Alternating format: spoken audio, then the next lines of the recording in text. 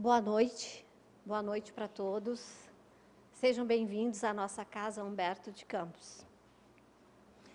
O nosso amigo Bartolomeu fez esse resumo, assim, para a gente entender um pouquinho, né, do que é a obsessão e o que fazer com relação a nos libertarmos, que é a desobsessão.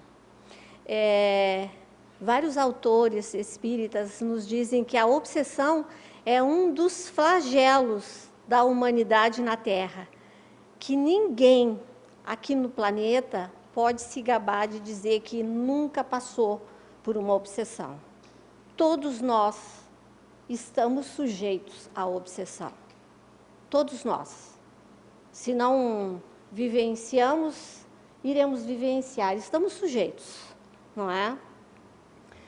Mas seja qual for o tipo de obsessão que nós estivermos sofrendo, e o Bartolomeu citou para nós a obsessão simples, a obsessão fascinação, a subjugação ou a auto-obsessão, que é o tema de hoje à noite, o tratamento, a cura, é sempre uma autocura.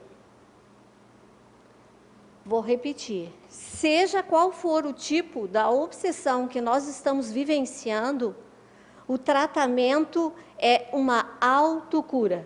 Ou seja, aquele que a sofre terá que fazer a sua parte nesse tratamento. Vai ter que trabalhar pela sua melhoria, vai ter que renovar-se moralmente e intelectualmente, buscando valores novos para a sua vida.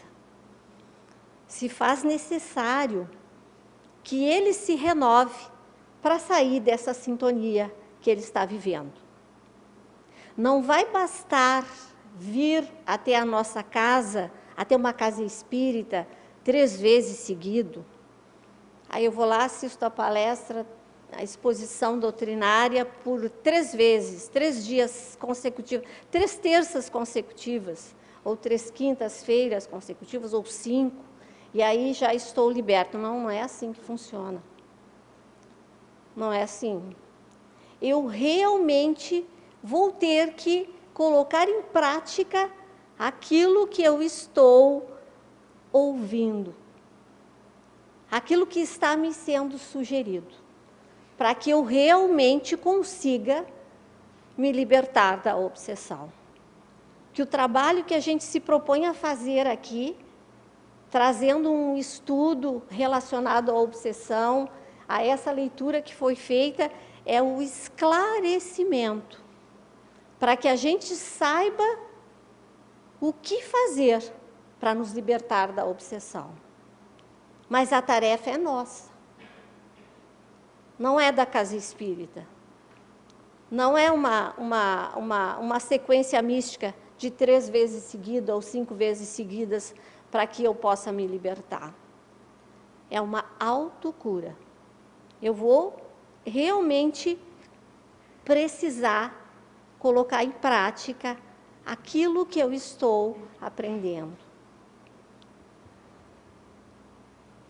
A gente, nesse trabalho de esclarecimento, busca trazer uma reflexão para que a gente possa levar para casa e nos analisar, buscando nos conhecer, porque a obsessão acontece através da sintonia por afinidade moral. Então, aquilo que eu penso, aquilo que eu deixo ficar na minha casa mental por um tempo longo, os sentimentos que eu fico vibrando vão atrair outros espíritos que pensam da mesma forma, que vão sintonizar conosco. Usando, então, uma metáfora, a reflexão e o esclarecimento, esse trabalho que a gente procura trazer, essas exposições, elas buscam nos auxiliar a descobrir qual porta ou qual janela nós estamos deixando aberto para que esse obsessor venha penetrar na nossa casa mental, influenciando a nossa vida. Não tem ninguém que possa fazer isso para nós. De repente, a gente convive com alguém e pode ser assim, não, mas eu sei qual é a tua dificuldade, tu é uma pessoa muito crítica, é por isso que tu está sempre sofrendo uma obsessão, que tu está sempre sendo atrapalhado no teu dia a dia. Mas enquanto a própria pessoa não se der conta das suas dificuldades, das suas fragilidades e quiser realmente mudar, não vai adiantar o outro apontar.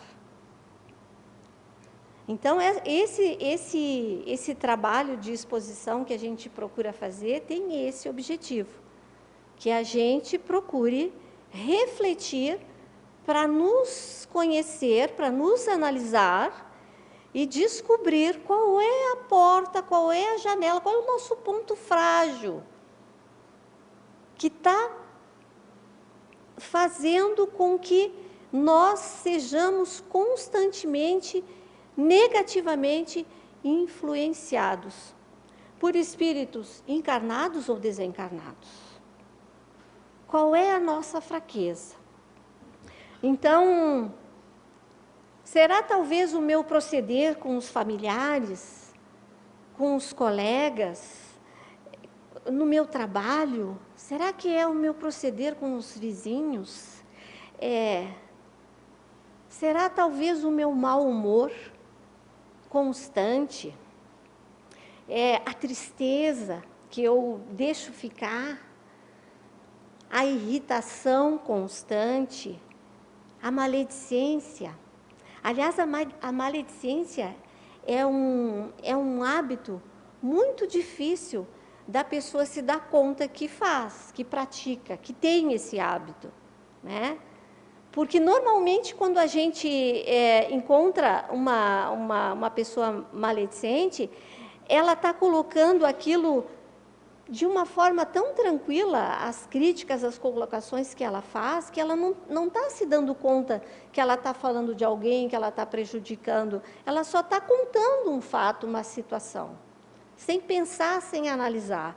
Então, é um hábito bem difícil da pessoa se dar conta que ela é maledicente, né?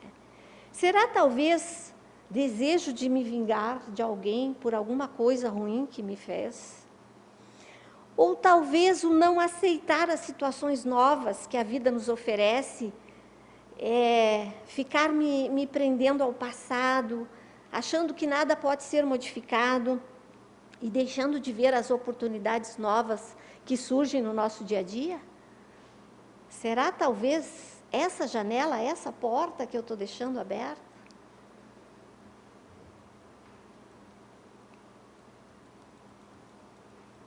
Dá para a gente perceber, colocando assim, que é uma análise íntima que cabe a cada um de nós fazer. Não dá para transferir. E se faz necessário que a gente descubra qual é essa porta e janela, porque a libertação do nosso pensamento, que está aprisionado na obsessão, exige de nós a conscientização, o esforço e a vontade. Eu vou ter que me conscientizar, eu vou ter que me esforçar para me modificar, e eu vou ter que ter vontade de fazer isso. Então, eu vou ter que juntar essas três coisas para conseguir a minha libertação. Eu vou ter que me conscientizar, eu vou ter que fazer um esforço e eu vou ter que ter vontade de fazer isso. Uma vontade firme de mudar. O Bartolomeu leu ali para nós que a prece muito nos auxilia. E se a gente juntar a nossa conscientização, o nosso esforço, a nossa vontade e a prece, a gente está no caminho. está com certeza no caminho da nossa libertação. Da nossa libertação e até depois nos manter equilibrados, mais tranquilos, numa sintonia melhor, longe dos obsessores.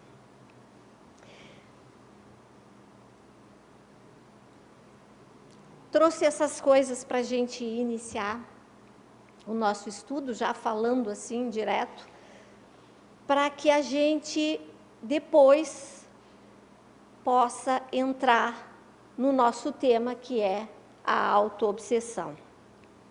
Todos os dias a gente tem, chegam aqui na nossa casa, a gente recebe aqui pessoas que não conhecem a doutrina espírita, que não conhecem a terminologia usada.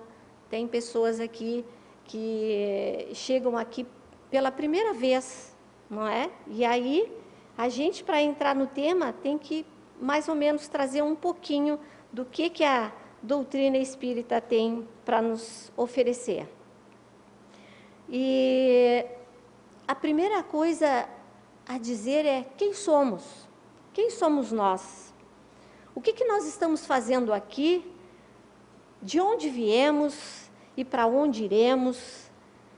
E a doutrina espírita consegue nos responder essas questões filosóficas com toda clareza, né? Quem somos?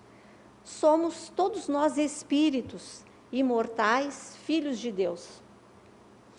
E fomos criados todos iguais, simples e ignorantes. E esse ignorantes quer dizer sem sabedoria, sem conhecimento. Todos nós fomos criados iguais, simples e ignorantes. Mas depois saímos vivenciando as experiências necessárias para o nosso crescimento e nos tornamos todos diferentes. Cada um de nós é diferente. Não tem uma Marlândia em nenhum outro lugar do universo. Só tem aqui essa Marlândia, que sou eu. Só tem um Bartô aqui, que é esse meu amigo aqui. Cada um de nós é único, filho de Deus. Para fazermos esse aprendizado, depois que nós fomos criados, nós utilizamos os diversos corpos da natureza e vamos chegando, fazendo o nosso aperfeiçoamento. Quando a gente chega na fase da humanidade, hominal, nós recebemos o livre-arbítrio para começarmos a fazermos as nossas escolhas. E aí, nesse processo de aprendizados, a gente está ora encarnado, ora desencarnado. Então, quando a gente fala assim, olha, os espíritos encarnados somos nós. É a gente aqui morando num corpo de carne, encarnado, morando no corpo de carne. Desencarnado, somos nós, passando pelo fenômeno da morte e indo para outra dimensão da vida, que a gente chama de plano espiritual. Mas é outra dimensão do planeta Terra ainda, né? E continuamos vivos, só deixamos daí o corpo de carne e continuamos lá com o nosso corpo espiritual. Fazemos esse processo de nascer e morrer muitas vezes, que a gente chama a doutrina espírita chama de reencarnação, né? A gente nasce e morre e depois retorna novamente num novo corpo para seguir com o nosso aprendizado. Já vimos então que os espíritos obsessores sintonizam com as nossas ideias, com a nossa maneira de pensar, com os nossos gostos, mas onde é que eles estão? Estão todos os espíritos encarnados ou desencarnados, nós estamos constantemente cercados pelos desencarnados. Nós aqui olhamos para as pessoas aqui sentadas e vimos uma quantidade de pessoas, mas nós temos muito mais pessoas aqui que estão desencarnadas assistindo o nosso trabalho hoje à noite. Assim como a gente anda pela rua, tem uma quantidade de pessoa encarnada e uma quantidade de pessoa desencarnada. Nós estamos lá na nossa casa, tem uma quantidade de pessoas, tem algumas pessoas conosco encarnadas, mas também tem desencarnados lá dentro. Por toda parte, os desencarnados estão. Então, eles só vão sintonizar conosco quando eles se interessam por nós.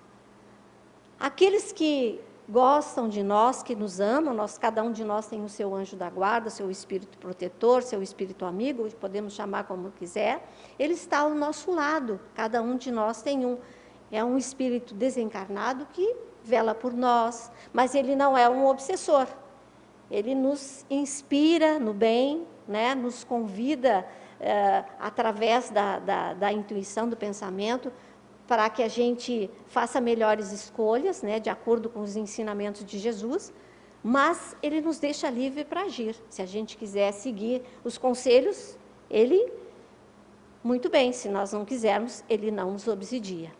Já os espíritos obsessores vão sintonizar conosco,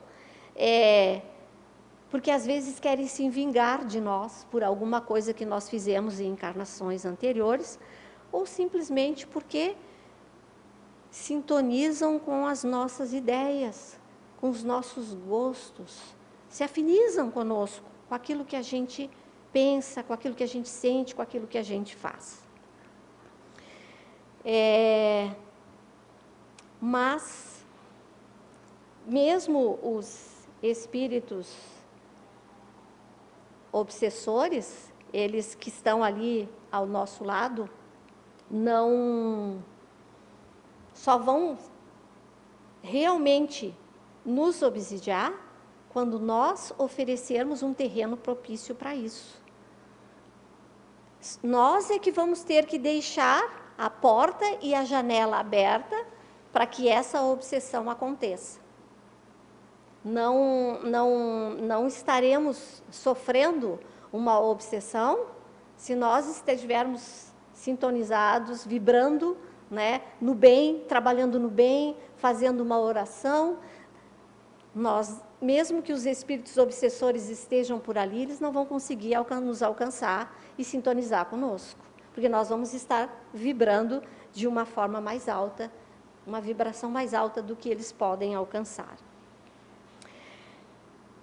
Temos a nosso favor as leis divinas, criadas por Deus para nos ajudar na nossa evolução. E essas leis são físicas e morais. As leis físicas são de arcada da ciência, e as leis morais são aquelas que foram trazidas até nós.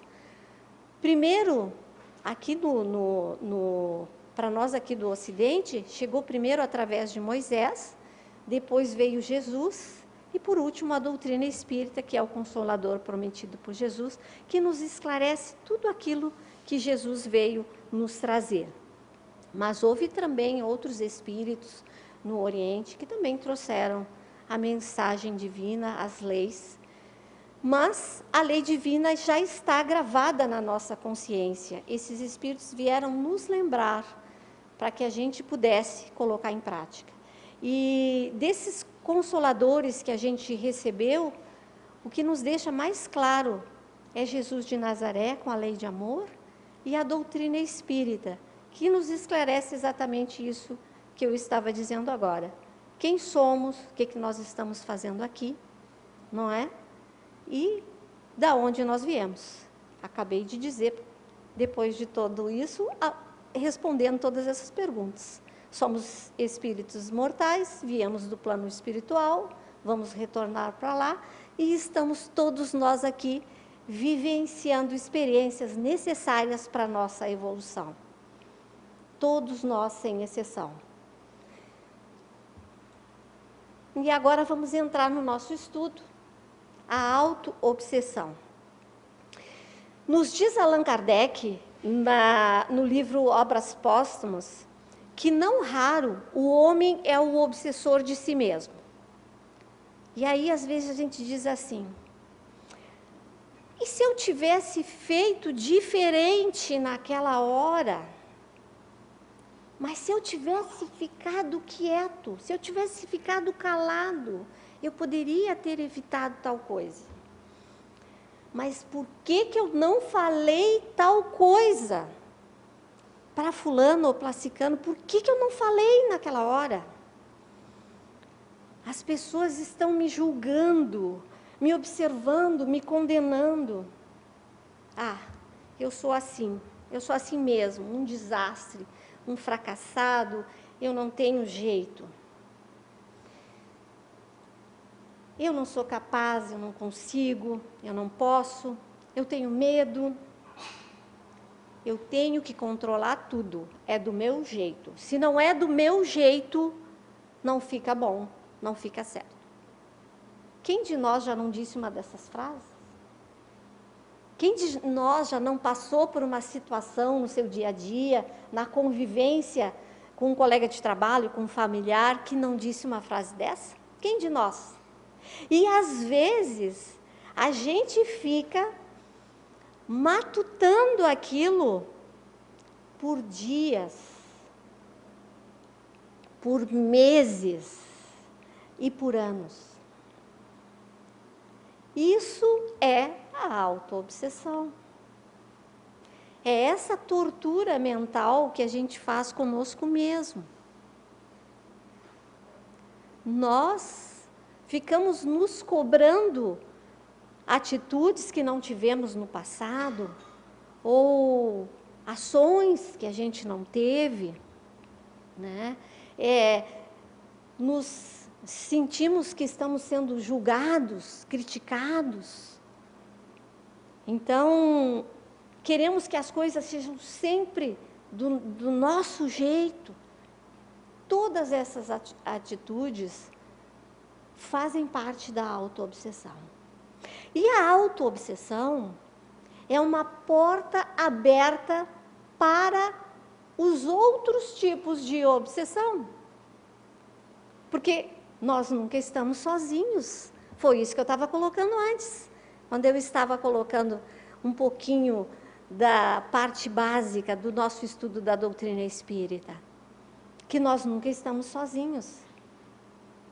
Vocês imaginem que porta de entrada, que janela que nós deixamos aberta quando a gente coloca essas emoções, esses pensamentos como uma ideia fixa, como uma monoideia que permanece conosco por um tempo muito grande.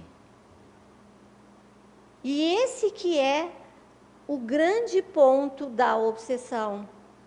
É quanto tempo eu vou deixar que esse pensamento, que esse sentimento, que essas ideias permaneçam conosco.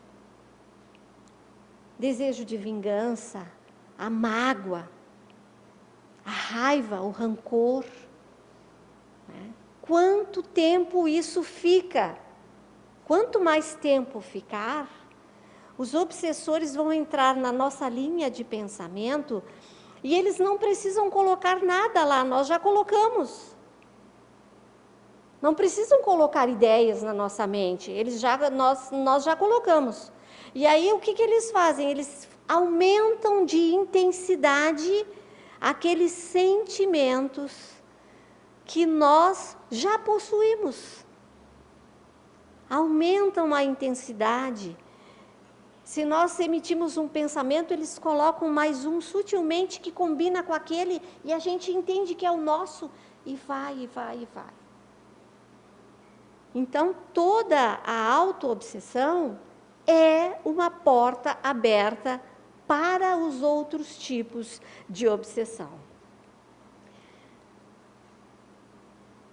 Dentro da autoobsessão, a gente tem situações que a gente vê no nosso dia a dia que são frutos da autoobsessão.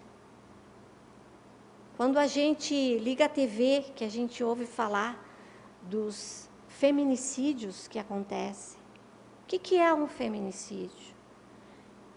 É alguém que foi rejeitado pelo seu amor, não é? Que não aceita isso. Que quer impor para o outro o seu amor, a sua convivência.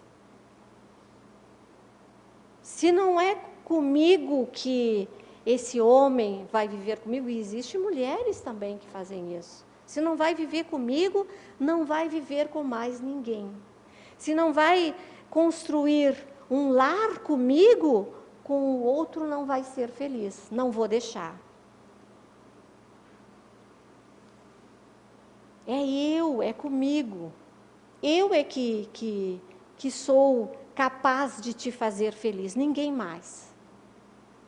E aí chegam ao absurdo de cometer o crime, né? Matar alguém, destruir a vida de alguém. Tem alguns que cometem os absurdos de destruir a família inteira.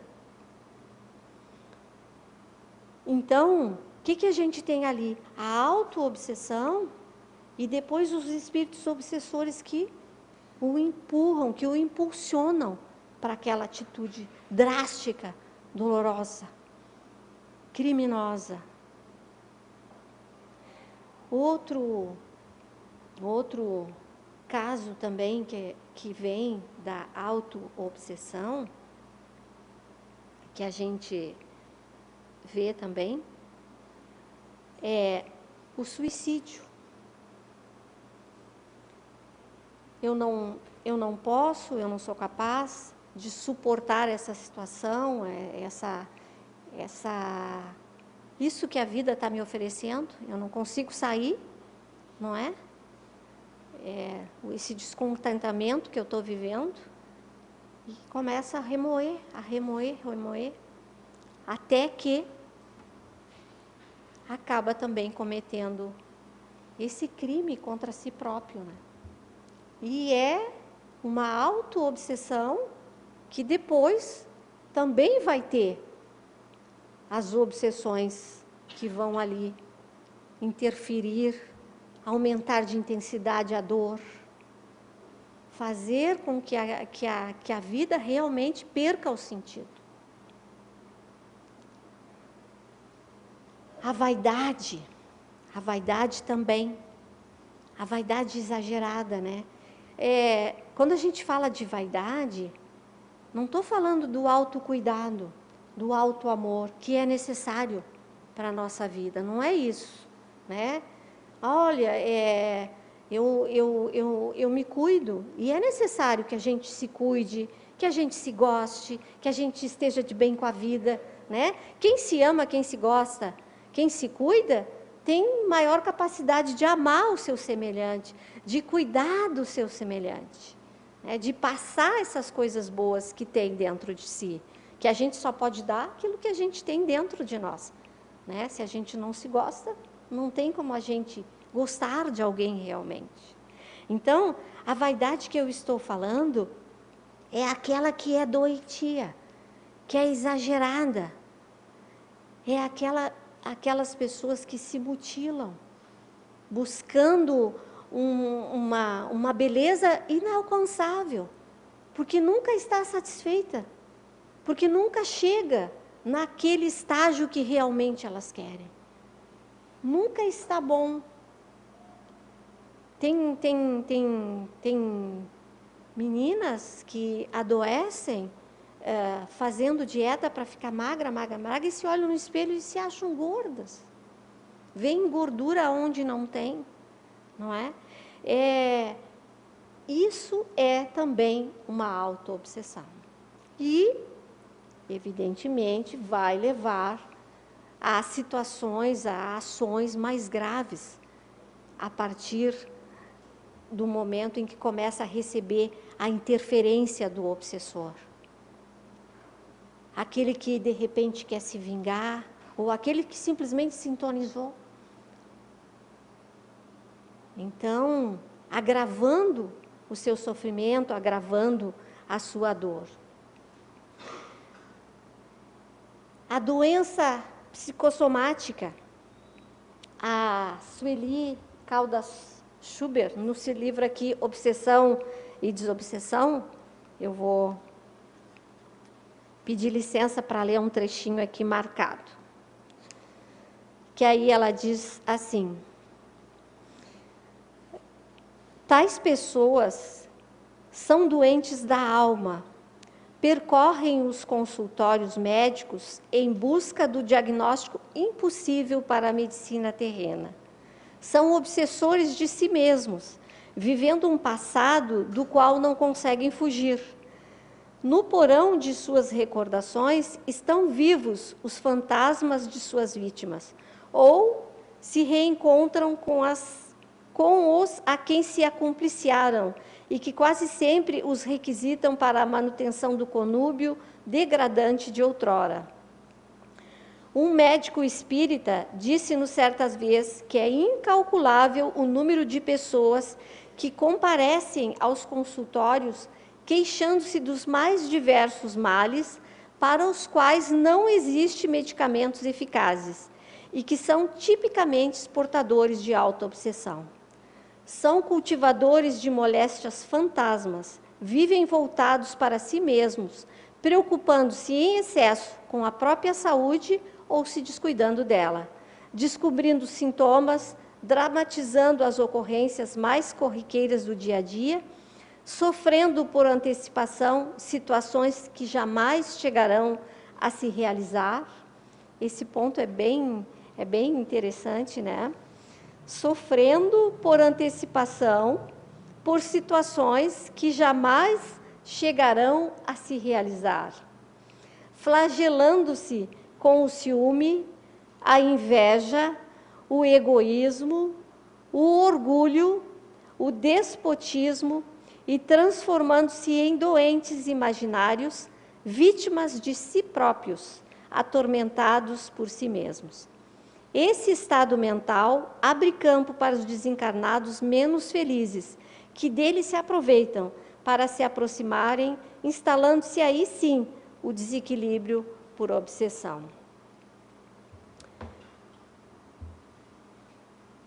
A obsessão é uma interferência negativa e continuada na nossa linha de pensamentos, por espíritos encarnados ou desencarnados, que se alinham ao nosso modo de pensar e agir. Estamos sofrendo essa perturbação negativa porque nos permitimos baixar o nosso padrão vibratório até aqueles que passaram a nos dominar. É importante a gente lembrar que nós não somos vítimas dos obsessores. Ai, coitadinho de nós, né? Estamos aqui sofrendo essa obsessão porque nós somos vítimas. Não, nós não somos vítimas dos obsessores. Nós permitimos, através dos nossos desejos, dos nossos pensamentos, das nossas ações, que essa sintonia acontecesse. E se os espíritos se aproximam de nós porque querem se vingar, é porque nossas ações em encarnações anteriores não estavam de acordo com a lei de amor ensinada por Jesus. Nós ferimos, nós matamos, nós roubamos, nós violentamos no passado, todos nós, sem exceção. E aqueles que foram feridos por nós, nos procuram no tempo e no espaço e nos encontram. Agora com uma roupa nova, um corpinho novo, né, encarnados nesse corpinho novo. Mas o espírito não é novo, só o corpinho que é diferente. Só o corpinho que é diferente. Então, eles nos encontram para o acerto de conta porque querem fazer justiça com as próprias mãos, por desconhecimento da lei de amor. E é aí que chega aquele momento de fazermos aquilo que eu falei lá no início do trabalho, que é a autocura. O tratamento de qualquer tipo de obsessão, inclusive da autoobsessão, é a autocura. É aquele momento em que eu vou refletir e vou buscar me analisar para descobrir qual é a janela, qual é a porta, qual é o meu ponto frágil que está deixando essa brecha para os obsessores sintonizar comigo e virem perturbar a minha vida. E aí, sem rancor, sem brigar com eles, mentalmente ou de qualquer maneira, vamos orar e buscar forças na oração para a nossa mudança e para esse irmão em desequilíbrio, que em algum momento da nossa vida nós machucamos, nós ferimos. Vamos buscar o perdão que Jesus veio nos ensinar, que não era para ser 7 vezes, mas 70 vezes 7 vezes, ou seja, infinitamente, que a gente precisava perdoar. Porque o perdão não vai beneficiar o outro, vai beneficiar nós mesmos. Que a partir do momento que a gente busca esse sentimento de perdão, de pedir perdão para aqueles que nós ferimos, nós estaremos alcançando a nossa libertação. Somos nós que vamos ser beneficiados. Então, buscarmos a oração, o trabalho no bem, a renovação de nós mesmos. Descobrimos lá qual era o nosso calcanhar de Aquiles, o nosso ponto frágil, janela, porta, o que a gente quiser chamar. Aquele pontinho que nós precisamos renovar. E aí vamos fechar. Esforço e vontade. Conscientização, esforço, vontade, para que a gente consiga fazer isso. O nosso relógio lá da parede parou, mas aqui dá para a gente perceber que já está chegando o nosso momento de encerrar. Então, quero agradecer aos amigos por essa oportunidade, né, de estudo que a doutrina espírita nos oferece e dizer que nós, iniciando agora em final de fevereiro, início de março, vamos ter aí as nossas inscrições abertas para que a gente possa conhecer essa doutrina maravilhosa que diz quem somos, que eu passei rapidinho, né, pinceladinho logo no início, quem somos, o que a gente está fazendo aqui, né, para que a gente, nos conhecendo, cada vez mais possamos nos libertar da obsessão e de nos renovar cada vez mais, nos adiantando no caminho da evolução, nos aproximando de Deus, tendo sempre a certeza que Jesus está do nosso lado, nos amparando nessa caminhada. Um bom retorno para todos aos seus lares. Muito obrigada.